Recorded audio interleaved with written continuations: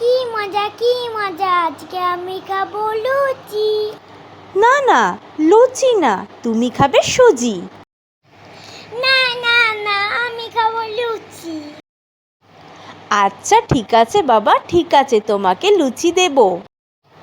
লুচি তো খাবে, কিন্তু তার সাথে কি খাবে বলো তো? ও মাম্মাম লুচির সাথে আলুর তরকারিটা করো না। আচ্ছা বাবা ঠিক আছে, তাহলে লুচির সাথে করব ওই আলু কুমড়োর তরকারিটা, যেটা তুমি খেতে খুব ভালোবাসো। মাম্মার না শুনেই খিদে পেয়ে গেল। এই তো তোমার ওই গরম গরম ফুলকো লুচি আর আলু কুমড়োর তরকারি চলে এসছে, হাঁ করো তো দেখি। খুব টেস্টি। এবার বলো হয়েছে কেমন?